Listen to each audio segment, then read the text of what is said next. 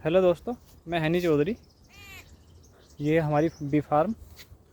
दोस्तों, एक महत्वपूर्ण टॉपिक है जिस पर हम बात करना चाह रहा था आपसे। और बहुत सारे बी कीपर साथियों की ये समस्या भी बनी रहती है, और नए जो हमारे काम करते हैं उनको ज़्यादा तजुर्बा नहीं होता, तो वो तो इसमें मार खाते ही खाते हैं।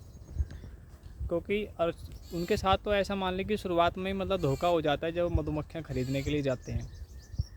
क्योंकि अधिकतर होता ये है कि अधिकांश बीकीपर ऐसा करते हैं कि पुराने छत्तों को ज़्यादा मतलब बेचते हैं, और जो नई मधुमक्खियाँ होती, नई क्वीन होती, उसको अपने पास रख लेते हैं। उसके बाद क्या होता है जी कि जब ओल्ड क्वीन होगी, अब ज़्यादा पुराने हम छत्ते दूसरे नए बीकीपर को देंगे जो नया काम कर रहा है, तो उसके साथ तो चीट हो ही नहीं होना है। उसके साथ वो काम मधुमक्खियाँ उतना अच्छा काम नहीं करेंगी जो वो उम्मीद करके उस में आया है उस धंधे के अंदर। तो मैं आपको दिखाना चाहता हूँ। देखिए, ये क्या है, सबसे मधुमक्खी की मेन चीज़ जिसमें मधुमक्खियाँ रहती हैं ये होता है कॉम्ब फ्रेम। अब मैंने ये फ्रेम अभी निकाले हैं क्योंकि हमारे स्टॉक में कुछ रखे थे छत्ते। अब हम इसमें क्या कर रहे हैं, हम इसमें छांट रहे हैं इस फ्रेम की। जो अच्छी क्वालिटी का फ्रेम है हमारा, या 1-2 या साल पुराना, 3 साल से पुराना जो फ्रेम है हमने बिल्कुल हटा दिया है। इस तरीके के फ्रेम हम अपने बक्सों के अंदर इस्तेमाल करते हैं। और ये पाइन वुड का फ्रेम है, इसको हम खुद बनाते हैं।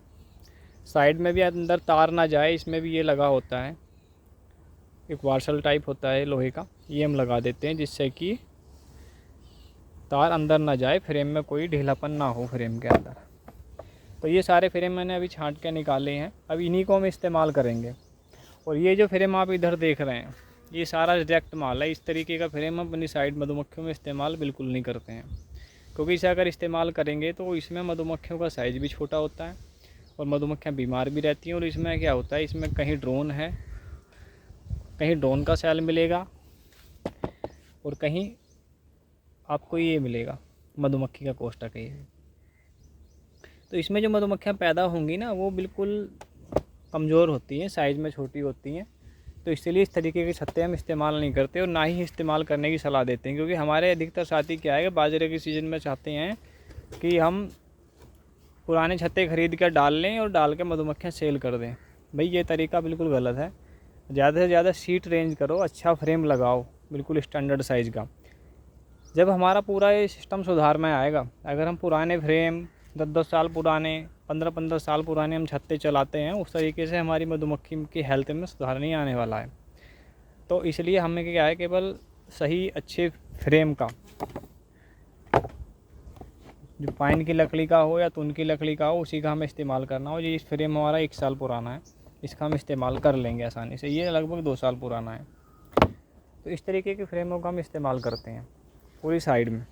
तो इसीलिए हमारी मधुमक्खियों का आपने वर्क भी देखा होगा, पूरी एक्टिविटी मैं दिखाता हूँ किस तरीके से हमारी मधुमक्खियाँ का हार्वेस्टिंग का भी मैं दिखाता हूँ। वो केवल इस अभी इन्हीं चीज़ों का मतलब नतीजा है कि हमने छोटी छोटी चीज़ों में इनमें बदलाव कर लिया है, और बदलाव करने के बाद मधुमक्खी के साइज़ में भी इम्प्रूवमेंट आया है। और कुछ लोग मेरी फार्म पे आते हैं और देखते हैं, यार आपकी मधुमक्खी का साइज़ तो बड़ा है।